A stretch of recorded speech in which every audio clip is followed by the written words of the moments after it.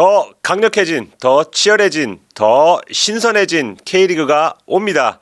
축구팬 사이에서 필독서로 불리는 국내 유일의 K리그 시즌 가이드북이죠. 2023 K리그 스카우팅 리포트가 발간이 됩니다. 지난해에 이어 올해도 스포츠조선 축구 전문 기자들과 저희 볼만찬 기자들이 필진으로 함께 했습니다. 1월과 2월 내내 저희 팀원 구경하기 어려웠는데요. 그 정도로 해외, 국내 가릴 것 없이 전지훈련을 직접 취재한 현장감 넘치는 내용을 책 속에 그야말로 갈아 넣었습니다. 2022 시즌 스카우팅 리포트의 킬러 콘텐츠죠. 선수 스쿼드 소개 그리고 다이나믹 포인트를 활용한 시즌 리뷰를 살리면서 필자 개개인의 순위 예측과 전지적 작가 시점을 추가해서 볼거리를 늘린 게 특징입니다. 2월 10일부터 예스24 알라딘 교보문고에서 예약 판매를 시작했는데요. 예약 판매로 구매하시는 분들은 K리그 대표 훈남 선수들의 마이 포토카드도 받아보실 수 있고요.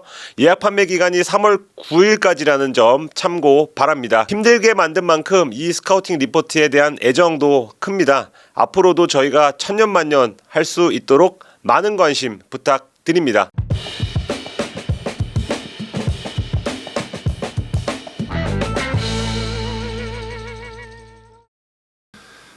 안녕하세요. 볼만찬 기자들입니다. 스쿼드 분석 이번 순서 지난 시즌 천신만고 끝에 K리그1의 잔류에 성공한 명가 수원 삼성입니다.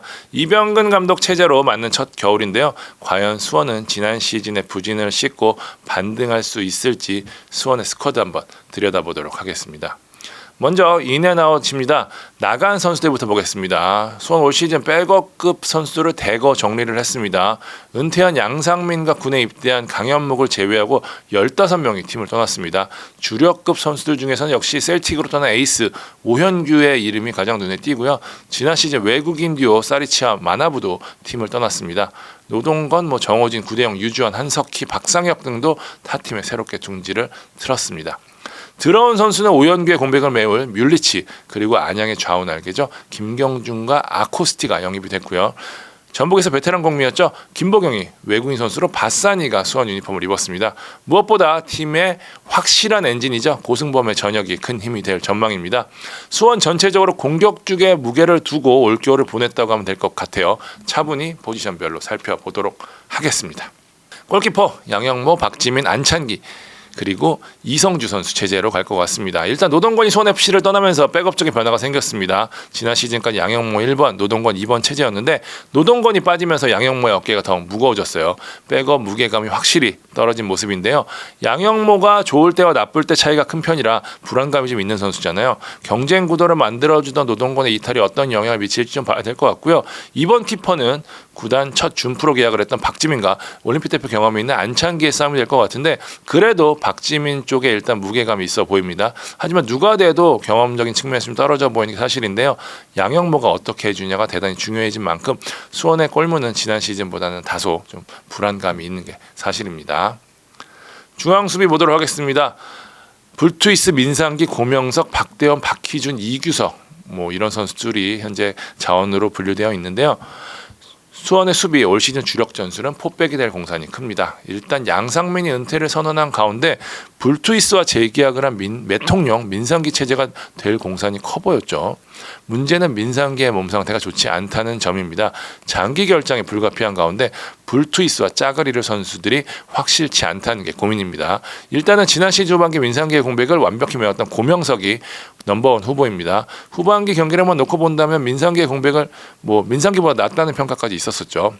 스피드가 워낙 좋아서 불투이스와의 호흡도 괜찮고요. 불투이스 고명석 체제가 유력한 가운데 박대원이 백업으로 나설 전망인데 일단 수원은 보다 확실한 센터백 찾고 있거든요. 역시 시간이 필요한 아시아 쿼터와 국내 수비수 사이에 고민을 하고 있는데 이 방송이 나갈 즈음에 어느 정도 결론이 날 전망입니다. 그렇지만 자원이 많지 않다는 점에서 수원이 계속해서 고민을 안고 있을 것 같아요. 변수가 있다면 박희준이에요. 당초 공격수로 뽑혔던 신인 선수인데 이병근 감독이 현재 수비수로 전환을 해서 훈련을 시키고 있는데 만족스럽다는 평가거든요. 22세 카드도 되기 때문에 초반 자리를 잡는다면 출전 시간이 늘어날 수도 있을 전망입니다. 측면 수비수는 김태환, 이기재, 장호익, 강태원, 손호준, 장석환 로 분류할 수 있겠네요. 측면 수비는 기존 자원들이 그대로 나설 전망입니다. 이기재, 김태환 라인이 유력합니다. 여러 루머들이 있었던 이기재는 재계약을 하면서 수원 팬들 안심을 시켰죠. 지난 시즌 후반기 보셔서 아시겠지만 이기재의 크로스는 수원에서 가장 위력적인 공격 루트라고 할 수 있을 것 같습니다. 포백에서도 위력을 발휘했고요. 김태환은 후반기 막판으로 갈수록 폼이 좀 살아나면서 올 시즌 활약을 기대케 하고 있습니다. 아직 어린 선수인 만큼 더 성장할 수도 있고요. 하지만 백업은 좀 아쉽습니다. 박형진, 구대영, 신원우가 모두 팀을 떠났죠. 젊은 선수들에게 기대를 걸어야 할 것 같아요. 강태원, 손호준, 장석환 등이 어느 정도 해줄지 지켜봐야 될 것 같습니다. 장석환 같은 경우는 바이에른 뮌헨 월드 스쿼드 멤버로도 잘 알려져 있죠. 장호익은 중앙과 오른 측면에 오갈 테고요. 정승원도 이 자리가 가능은 합니다. 중앙 미드필더 보겠습니다. 고승범, 이종성, 최성근, 정승원, 한석종, 우재호, 진현태 선수인데요. 중앙 미들은 역시 고승범의 귀환으로 정리를 할 수 있을 것 같습니다. 사실 박건하 체제에서 위력적이던 미들진이 한꺼번에 무너진 것, 고승범의 군입대가 결정적이었죠. 이후에도 수원은 지난 시즌 후반기 이종성이 기대 이상의 활약을 펼치면서 중앙 문제는 어느 정도 덜기는 했는데 아무래도 공수에 걸쳐 큰 영향력을 줄 수 있는 확실한 에이스죠. 고승범이 가세한 것과는 차이가 있겠죠. 고승범만으로 업그레이드입니다. 사리치 이적, 정호진의 임대 복귀, 김상준의 임대 연장으로 팀을 떠났지만 기존의 이종성, 정승원의 최성근까지 부상해서 복귀했기 때문에 이 자리는 큰 문제가 되지 않을 것 같습니다. 뒤에 한석종, 우재호도 있고요. 양과질에서 중민은 수원에서 가장 안정적인 포지션이 될 것으로 보입니다. 이종성과 고승범이 어떤 호흡을 맞출지가 포인트가 될 전망입니다. 공격형 미드필더입니다. 새 얼굴이 키워드가 될 것 같아요. 강현목과 박상혁이 떠났고요. 김보경과 바산이가 들어왔습니다. 확 무게감이 생겼죠. 두 선수는 수원에 부족했던 창의성을 불어넣어줄 수 있는 선수들입니다. 김보경 확실히 정점에서 내려오기는 했지만 1, 2년 쓰기에는 유용한 선수죠. 현재 김보경은 중앙 공격형 미드필더뿐만 아니라 측면에서도 활용되고 있다고 하는데 아무래도 이 3미들의 꼭지점 역할이 가장 잘 어울릴 것으로 보입니다. 활동량이 떨어지긴 하지만 득점이나 도움같이 마무리만 잘해준다면 성공한 영입이 될 수 있을 것 같아요.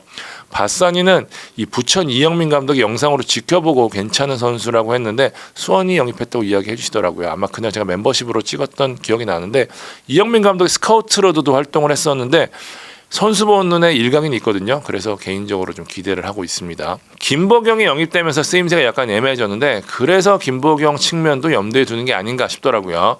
바산이는 10번 유형이거든요. 일단 두 선수가 가세를 했고 류승우나 전진우도 이 자리가 가능한 만큼 전체적으로 공격형 미드필더는 확 업그레이드가 된 것 같습니다.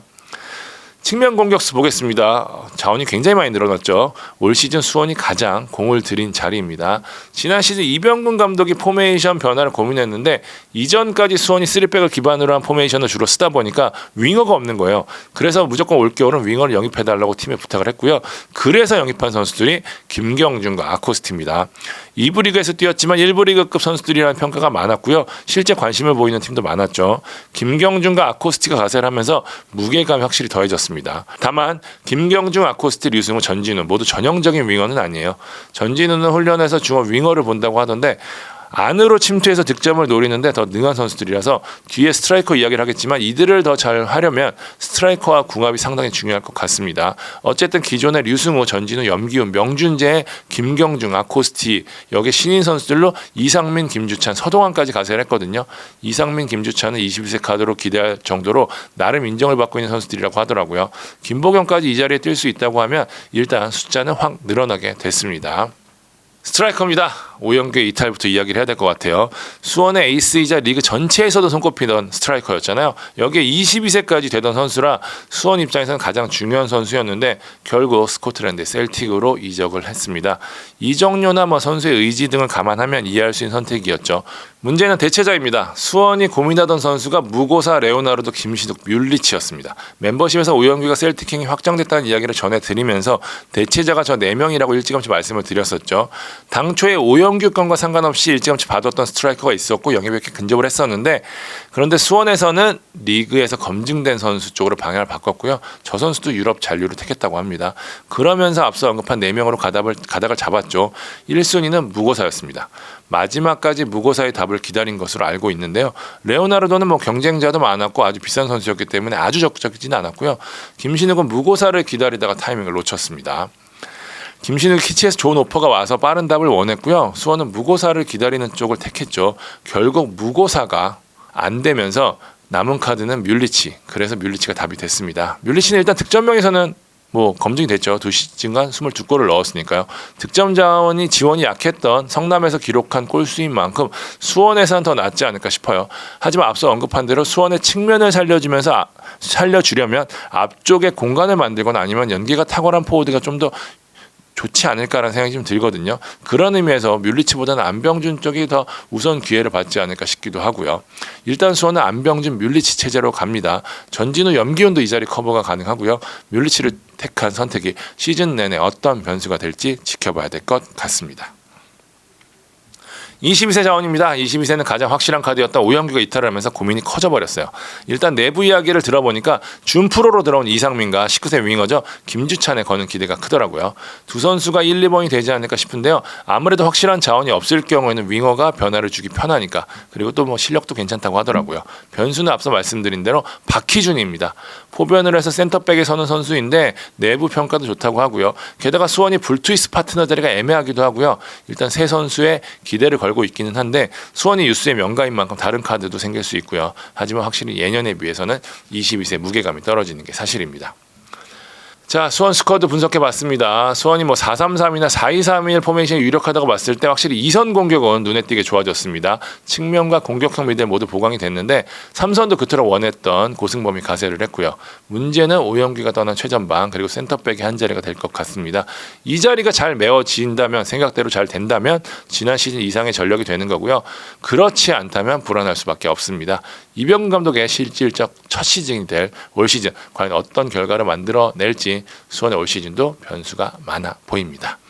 자, 수원 스쿼드 마무리하겠습니다. 다음 팀으로 찾아뵙도록 하겠습니다. 지금까지 볼만찬 기자들이었습니다. 감사합니다.